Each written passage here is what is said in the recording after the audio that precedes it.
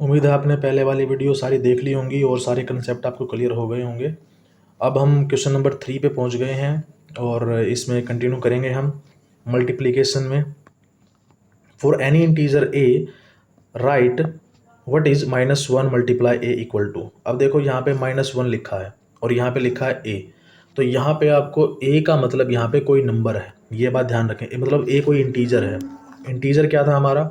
Integer वही है कि यानी कि प्लस वाले सारे नंबर, जीरो भी इंक्लूड है उसमें, और माइनस वाले सारे नंबर, वही नंबर है। अब जिसने मेरी पहली वीडियो नहीं देखी है प्लीज़ वो पहली वीडियो देख लीजिए ताकि आपको सारी की सारी बातें क्लियर हो जाएं। स्टार्टिंग से पूरा चैप्टर है हमारा, उसको आप जाके देखिएगा, प्लेलिस्ट में आपको मिल जाएगा। तो चलिए स्टार्ट करते हैं। तो वो क्या कहता है? वो कहता है कि कोई नंबर ए है और उस नंबर के साथ आपको ऐसे मल्टीप्लाई करना है और ये बताइए कि इक्वल में क्या वैल्यू आएगी।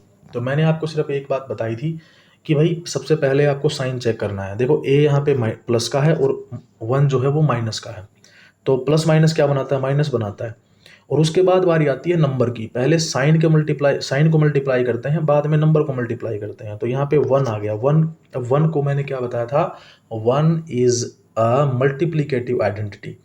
मल्टीप्लीकेटिव का मतलब है कि ये 1 के साथ आप किसी भी नंबर को मल्टीप्लाई करा दो वही सेम नंबर आएगा। जैसे 5 1 जा 5 ही होता है, 4 1 जा 5 ही होता है, सॉरी 4 1 जा 4 होता है, 5 नहीं होता, सॉरी 7 1 जा 7 ही होता है, 10 1 जा 10 ही होता है, तो सेम ही आता है। तो 1 के साथ अगर किसी भी नंबर को मल्टीप्लाई करते सेम आता है। तो पहले नंबर तो हम मल्टीप्लाई कर ही चुके हैं, तो वैल्यू आ गई आपकी -a। आगे कहता है determine the integer whose product with -1। तो प्रोडक्ट का मतलब होता है मल्टीप्लाई।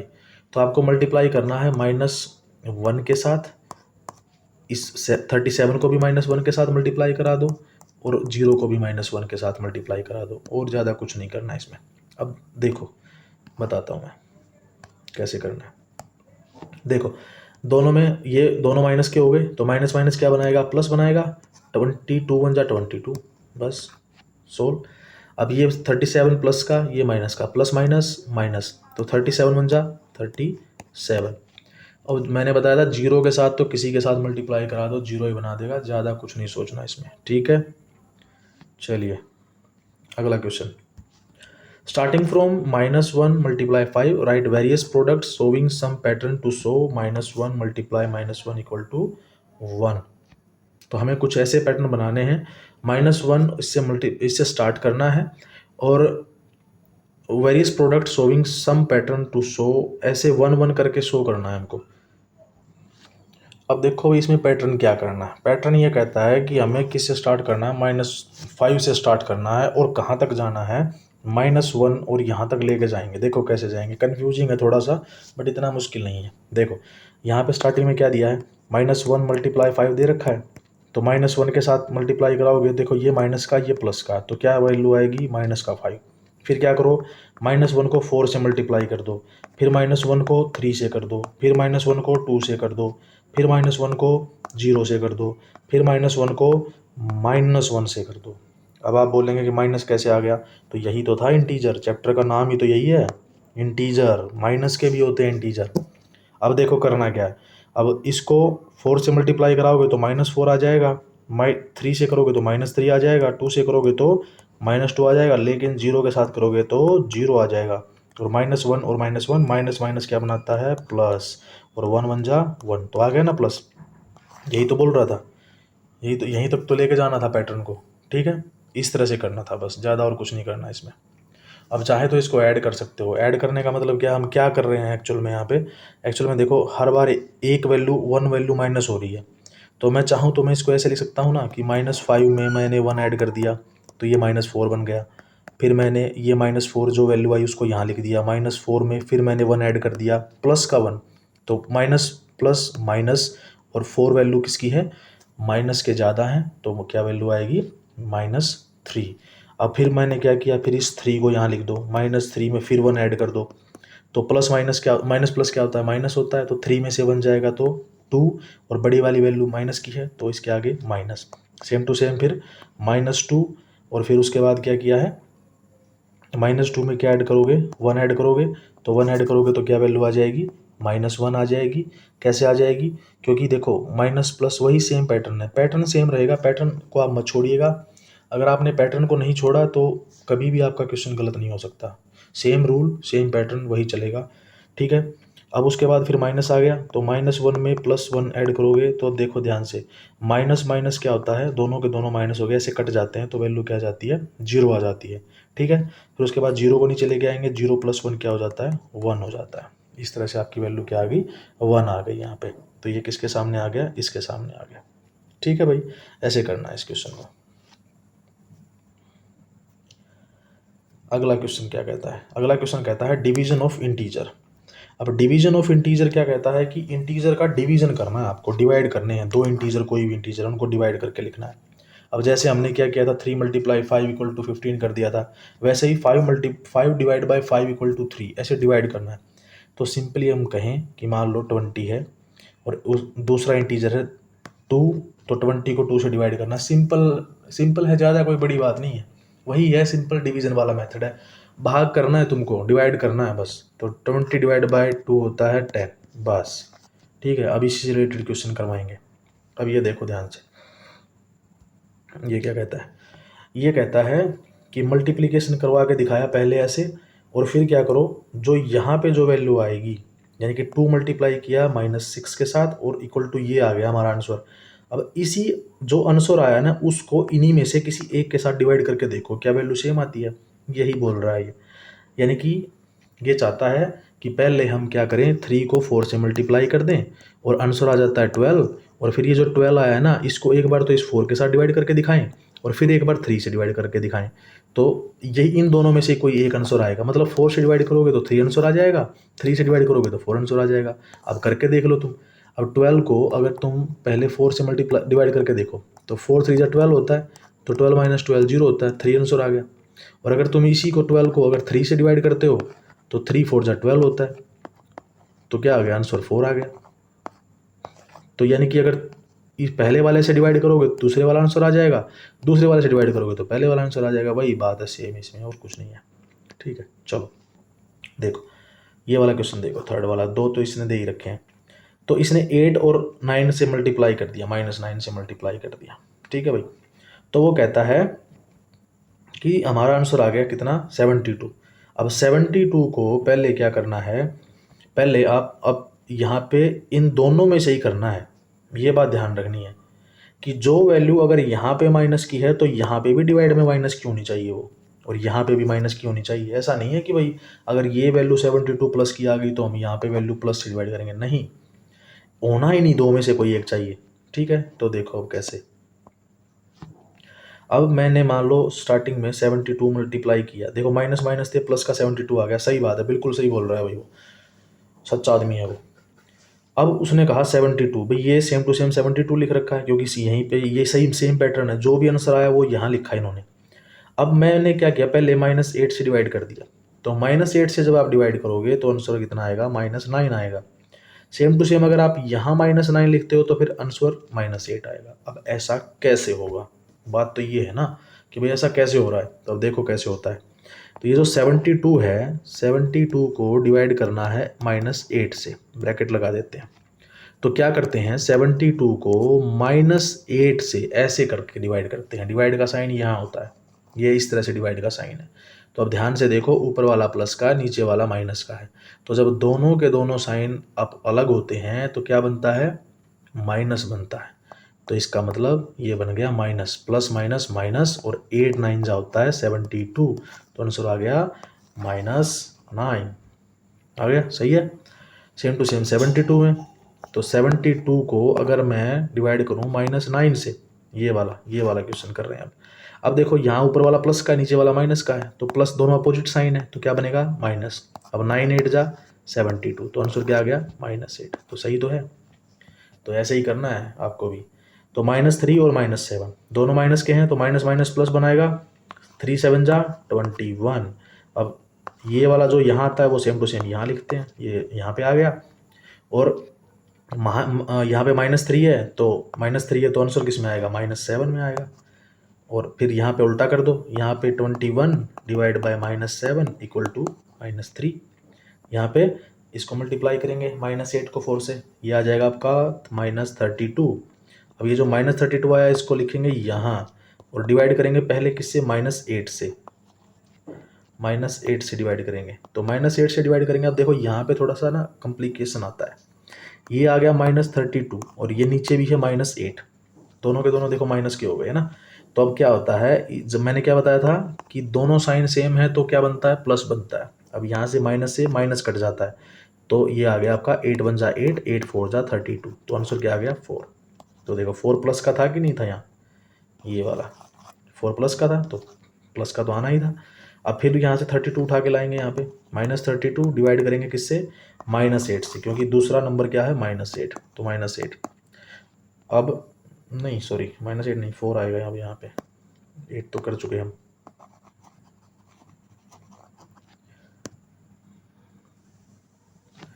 अब यहाँ पे आएगा 4। तो जब आप 4 करेंगे तो ये माइनस, अब -32 डिवाइड बाय 4। अब देखो ऊपर वाला माइनस का, नीचे वाला प्लस का, तो प्लस माइनस माइनस, तो 4 1 जा 4, 4 8 जा 32। तो कितना आंसर आ गया, -8। तो देखो -8 ही था हमारा यहाँ पे। ठीक है, इस तरह से हम सारे क्वेश्चन करेंगे। साथ साथ में बुक रख लो साथ में और करते रहो, और या स्क्रीनशॉट ले लेना, एक साथ करके सारे क्वेश्चन सोल्व कर लेना। ओके, चलिए नेक्स्ट। ये वही चीज़ है, सेम चीज़ है, मैंने बता दी डिवीज़न में कैसे होता है, ये भी वही चीज़ है। ठीक है, ये वही कहता है, देखो इसमें यही कह रहा है कि अगर ऊपर वाली वैल्यू प्लस की है और नीचे वाली वैल्यू माइनस बी की है, तो वैल्यू माइनस बी आए, माइनस में आएगी, -ab। तो क्योंकि ऊपर वाला प्लस का है, प्लस माइनस माइनस ही रहेगा, ऊपर माइनस हो जाएगा। इसमें कहता है कि अगर ऊपर वाली वैल्यू भी माइनस की है, नीचे वाली भी वैल्यू माइनस की है, तो माइनस माइनस प्लस होता है, तो वैल्यू क्या आ जाएगी, a/b आ जाएगी। इस माइनस से ये माइनस कट जाएगा बस। ठीक है, और b 0 नहीं होगा, ये बात ध्यान रखेंगे। अब ऐसा क्यों है, अब ये बात भी तो इसने एक नई बात खड़ी कर दी, नया बखेड़ा खड़ा कर दिया हमारे लिए।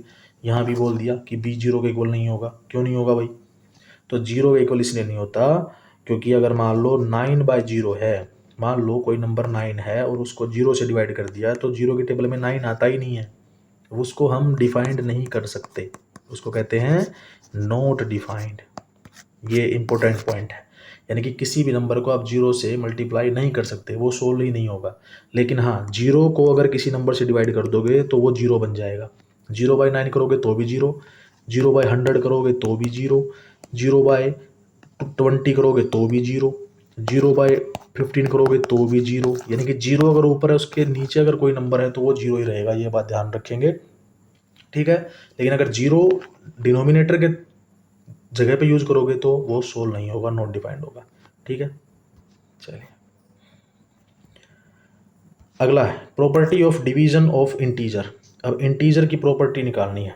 इंटीजर की प्रॉपर्टी क्या कहती है कि भाई ये दो नंबर हैं, इनमें से इनको डिवाइड करके बताना है कि क्या वो इंटीजर है या नहीं है। ठीक है, चलो पहला क्वेश्चन कहता है, पहला कहता है कि -8 को -4 से डिवाइड कर दो। तो माइनस से माइनस कट गया, मैंने बताया था अभी पहले, 4 1 जा 4, 4 2 जा 8, तो आंसर क्या आ गया, 2 आ गया। तो 2 तो हमारा इंटीजर ही है, 0 से लेके और इन्फाइनाइट तक, 0 1 2 3 4 5 so on, same to same 0 -1 -2 -3 और माइनस सो ऑन। ठीक है, तो ये सारे इंटीजर हैं। अब इसकी बात, -4 डिवाइड बाय -8, अब माइनस से माइनस कट गया, 4 1 जा 4, 4 2 जा 8, तो ये क्या बन गया, 1/2। तो 1/2 तो इंटीजर नहीं है, मैंने बताया था मेरे पहले वीडियो में। 1/2 तो क्या है, रेशनल नंबर है, ये तो फ्रैक्शन है, ये एक रेशनल नंबर है, तो ये इंटीजर नहीं है। इसलिए देखो यहाँ पे लिखा है नॉट एन इंटीजर, ये कोई इंटीजर नहीं है। अब इसको सोल्व करते हैं, चलिए इसको रेज कर देता हूँ मैं। अब इसको सोल्व करते हैं, तो वो कहता है -8 और -3, तो वो कहता है कि सॉरी -8 प्लस का 3 है। तो अब देखो ये डिवाइड ही नहीं हो सकता, पहली बात तो इसको डिवाइड ही नहीं कर सकते, तो ये क्या है, ये इंटीजर नहीं है। तो ये वाली बात सेम टू सेम यहाँ लिख देंगे, it is not an integer, integer नहीं है। सेम टू सेम यहाँ पे भी इसको डिवाइड किया इसने, 3 डिवाइड बाय -8, तो ये भी तो कोई इंटीजर नहीं है, यहाँ पे भी सेम बात लिख देंगे कि ये भी कोई इंटीजर नहीं है। इंटीजर होने के लिए सीधा सिंपल 1 2 3 4 5 6 ऐसे होना चाहिए, कोई नंबर 0 भी हो सकता है, और माइनस में भी ऐसे ही होने चाहिए, -1 -2 ऐसे पूरा परफेक्ट नंबर होना चाहिए, ये ऐसे नहीं, फ्रैक्शन में नहीं होने चाहिए। ठीक है, चलिए आगे चलते हैं। आगे कहता है justify it by taking 5 more example of your own. आपको 5 और एग्जाम्पल लेने हैं और ऐसे करके बताना है। We know that division it is not commutative for whole number. तो कहता है कि जो डिवीजन है ना वो कम्यूटेटिव नहीं है डिवीजन के तौर पे। Let us check it for integer also. Integer के लिए और चेक करके देख लेते हैं क्या ऐसा पॉसिबल है या नहीं है। तो सबसे पहले क्या करो आप -8 को डिवाइड करके देखो -4 से, और फिर -4 को डिवाइड करके देखो -8 से, तो क्या इक्वल आता है। देखो कम्यूटेटिव में हमने क्या किया था जब हमने एडिशन की बात की थी। आपने मेरा वीडियो देखा है तो ठीक है, नहीं देखा है तो मैं थोड़ा बता देता हूँ कि अगर एडिशन की बात कर रहा था वो, तो एडिशन में यानी कि अगर 2 + 3 करो या 3 + 2 करो तो आंसर तो 5 ही आता है। सेम टू सेम 2 × 3 करो या 3 × 2 करो आंसर 6 ही आता है। ठीक है, ये 5 आएगा, ये 6 आएगा। ये एडिशन है ऊपर वाला, नीचे वाला मल्टीप्लिकेशन है। तो दोनों प्रॉपर्टी हमारी प्रूव हो जाती हैं। लेकिन इंटीजर इसमें थोड़ा सा पंगा है हमारा डिवीजन में। क्यों? क्योंकि अगर आप 8 को 4 से डिवाइड करो या 4 को 8 से डिवाइड करो, सेम आंसर कैसे आ सकता है। देखो मैं दिखाता हूँ, माइनस से माइनस काट दो, 4 × 4, 4 × 2 = 8, तो यहाँ तो 2 आंसर आ गया। इसमें इधर करो, माइनस से माइनस काट दो, 4 × 4, 4 × 2 = 8, तो यहाँ पे 1/2 आ गया। तो ये 2 कैसे हो सकता है, ये तो 2 है, ये 1/2 है, तो ये तो इक्वल नहीं हो सकते। ये जो साइन है ये इक्वल का है, और अगर इसको ऐसे काट दोगे तो ये नॉट इक्वल का है। ये वाला इक्वल, ये वाला नॉट इक्वल। ठीक है, तो ये बीच में साइन ऐसे लग जाएगा, ये इक्वल नहीं है। ठीक है, तो वो बात सही कह रहा है भाई, ऐसा पॉसिबल नहीं है। यानी कि कम्यूटेटिव प्रॉपर्टी जो है इस तरह वाली कि भाई ऐसा पॉसिबल नहीं हो सकता। चलो आगे चलते हैं।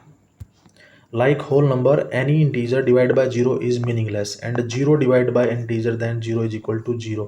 ये वही बात अभी बताई थी मैंने आपको कि अगर किसी नंबर को 0 से डिवाइड कर दोगे, अगर किसी जीरो को किसी नंबर से डिवाइड करोगे तो 0 ही आएगा, चाहे वो यहाँ पे ए वही कोई नंबर है। चाहे तुम 0 को 100 से 100 से डिवाइड करो या 0 को तुम 220 से करो, आंसर 0 ही रहेगा। और सेम टू सेम अगर किसी नंबर को चाहे 0, अगर नीचे यहाँ पे 0 लिख दिया तो उसको आप डिफाइंड नहीं कर सकते, इसको नॉट डिफाइंड कहते हैं। ठीक है, ये 0 नीचे नहीं आना चाहिए, बस सीधी सिंपल बात है। ऊपर आ गया तो 0 बना देगा सब कुछ, नीचे आ गया तो 100 ही नहीं होगा। यही बात है इसमें, और कुछ नहीं है। When we divide a whole number by 1, it gives the same whole number. Let us check whether it is true for negative integer also। देखो ये कहता है कि भाई अगर किसी होल नंबर को हम 1 से डिवाइड करते हैं, कोई नंबर है उसको 1 से डिवाइड कर देते हैं तो वो सेम वही नंबर आ जाता है।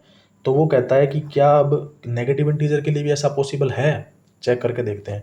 तो होल नंबर स्टार्ट कहाँ से होते हैं, होल नंबर होते हैं स्टार्ट 0 से, 0 1 2 3 4 और इनफाइनाइट तक। ठीक है, तो क्या वो बाकी सब के लिए भी है। तो अब देखो चेक करते हैं। अब -8 है, उसको डिवाइड कर दो 1 से। अब देखो -8 तो माइनस का है लेकिन 1 प्लस का है, तो माइनस प्लस क्या होता है, माइनस होता है। और ऊपर 1 के टेबल में 8 तो आता ही है, तो सेम टू सेम आ जाएगा। Same to same -11 divide by 1, यानी कि अगर आप किसी नंबर को 1 से डिवाइड करोगे तो सेम वैल्यू देगा, ये प्रूफ है। ठीक है, तो -11 ही आएगा, यहाँ पे -48 ही आएगा, यहाँ पे -37 ही आएगा, यहाँ पे -25 ही आएगा।